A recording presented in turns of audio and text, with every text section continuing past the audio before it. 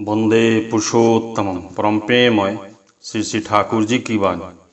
आलोचना प्रसंग प्रथम खंड से एकांश 28 फाल्गुन 1347 बुधवार 12 मार्च 1941।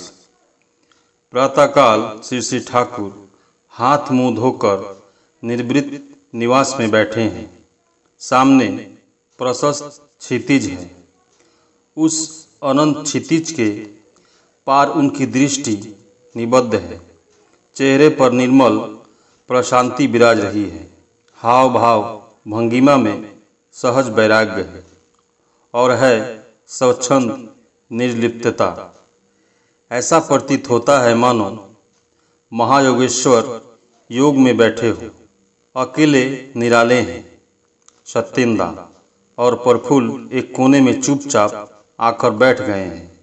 थोड़ी देर तक वातावरण शांत रहा। निस्तब्धता छाई रही। तत्पश्चात श्री श्री ठाकुर ने तंबाकू मांगकर पिया। पीते हुए बातें करने लगे।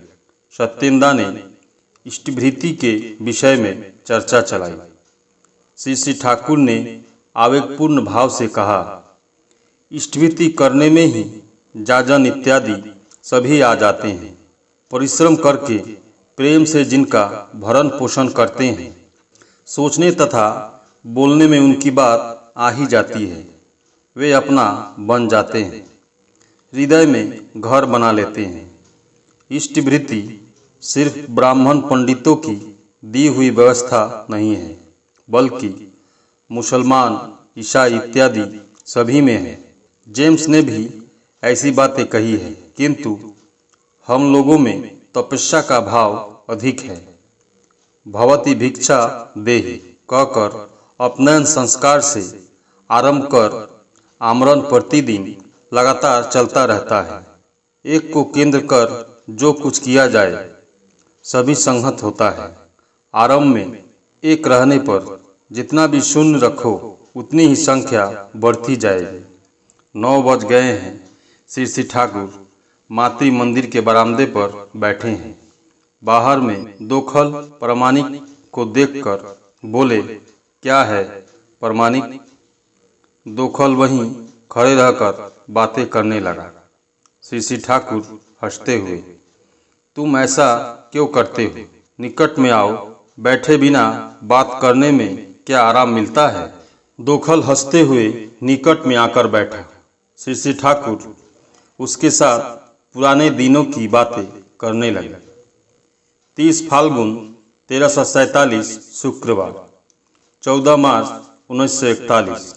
श्री श्री ठाकुर मातृ मंदिर के पीछे बैठे हैं। केष्टोदा आकर खड़े हुए। अनेक व्यक्ति वहां उपस्थित थे। दरिद्र व्याधिग्रस्त व्यक्तियों को कैसे सुधारा जाए इस विषय में चर्चा चली।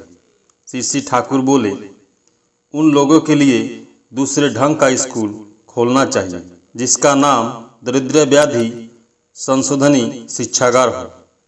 वह उन लोगों के व्यवहारिक कार्य द्वारा शिक्षित करना चाहिए। जैसे कहीं 200 बीघे जमीन है, वहाँ कृषि शिक्षा की व्यवस्था हो। छोटे मोटे कारखाने खुले, शिल्प संस्था हो, लेबोरेटरी हो। हाँ, वे सभी वास्तविक रूप से कार्य करें। ऐसे स्कूल में खूब अनुभवी शिक्षकों की आवश्यकता है।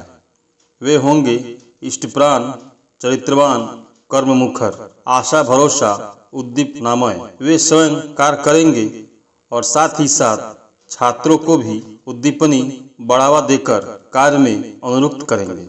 झूठी कल्पना को बढ़ावा नहीं मिलेगा। कामकाज करेंगे, उसके साथ थोड़ा बहुत आक्षरिक ज्ञान की व्यवस्था रहेगी। विभिन्न तरह के संवाद भी उन्हें संचार करना होगा। उसके अनुसार पुस्तकालय रहेगी। शिक्षक और छात्र एक साथ ही छात्रावास में रहेंगे। सर्वप्रथम बाहरी दूसरे दरिद्र व्याधिग्रस्त व्यक्तियों की आबोहवा में उन्हें दूर रखना होगा। उन्हें ऐसे परिमंडल में रखना होगा कि उनके अंदर आत्मविश्वास पैदा हो। समर्थवान होने का आनंद उनमें पैदा करना होगा।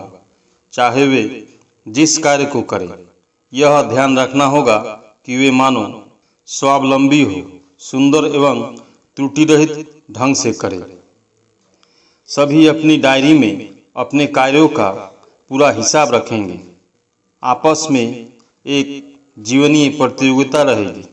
प्रत्येक को यथायोग्य प्रशंसा देना पड़ेगा। समय और क्षिप्र गति का सहज शास्त्रीय व्यवहार में उन्हें अभ्यस्त करना होगा। हर व्यक्ति की अर्जन अपने वैशिष्ट्यानुसार और श्रम और उत्पादन के अनुसार होगी। उन लोगों में एक ऐसी झोंक पैदा करनी होगी जिससे वे अपने अर्जन के बल पर इष्ट भरण, आचार्य भरण एवं आत्म पोषण कर सके तथा परिवार पारिपार्श्विक को भी कुछ दे सके। इसे अवश्य करणीय बनाना होगा। उन लोगों को करने, समर्थवान बनने और देने के आनंद में मतवाला बना देना होगा। नित्य इष्ट को खिलाना होगा ही। यह थी आर्य प्रथा जो हीन मान्यता और दरिद्र व्याधि की जड़ को खत्म कर मनुष्य को अनुरुक्त कर्मठ, उत्साहोद्दीप, योग्य बना देती थी। इसलिए ऐसा कहा जाता है, गुरु को केवल देना चाहिए, गुरु से अर्थादि नहीं लेना चाहिए। यहाँ तक कि अपने अभाव अभियोग की बातें भी इस प्रकार नहीं कहनी चाहिए जिससे उन्हें सहायता करने का आग्रह हो सके। यदि निरुपाय हो, कहना ही पड़े तो ऐसी परिस्थिति में कहना चाहिए जब वस्तुतः तुम बिल्कुल अपारग हो, किंतु उनकी हर इच्छा को सत प्रचेष्टा में परिपूर्ण करने की चेष्टा करोगे, जिससे मानव चरित्र के किसी क्षेत्र में दरिद्र व्याधि, हीन मान्यता, मानसिक एवं शारीरिक आलस प्रवेश नहीं कर सके। उसके लिए यह एक कठोर रक्षा कवच है। गुरु से सुयोग सुविधा सहायता लेने की बुद्धि जितनी बढ़ती है, उतना ही उनकी परिपूरित करने का धंधा ढीला पड़ जाता है। पर उनको परिपूरित करने का सक्रिय संवेग ही मनुष्य की उन्नति एवं सफलता का परिचालक है। रात्रि में श्री ठाकुर बांध के किनारे ताशु में बैठे हैं। चारों ओर रात की निस्तब्धता छाई है। आश्रम भी शांत है। दिन भर काम करने के बाद अनेकों ही अपने अपने ध्यान मंदिर में ध्यानरत है। अतिथिशाला इत्यादि कुछ जगहों में दो चार व्यक्ति आपस में बातचीत कर रहे हैं।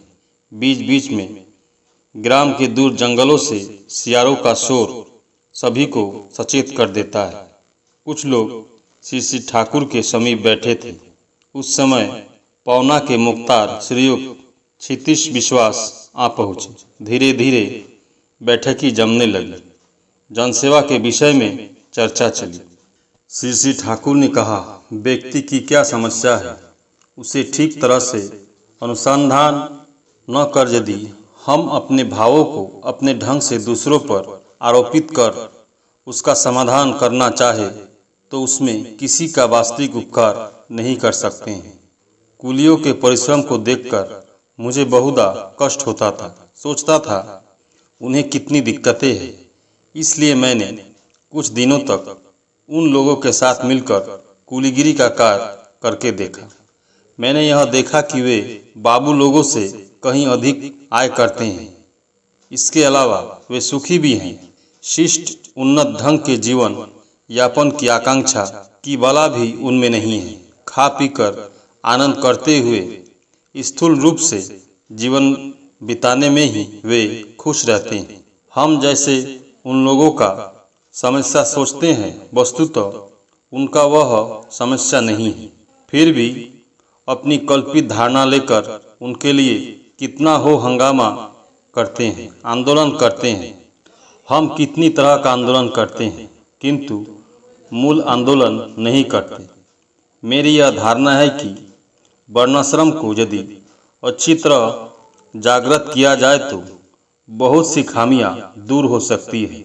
वर्णाश्रम में बेकारी समस्या नाम की कोई चीज़ नहीं थी।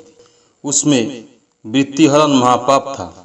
हर व्यक्ति अपने अपने वर्णोचित कर्म करते थे।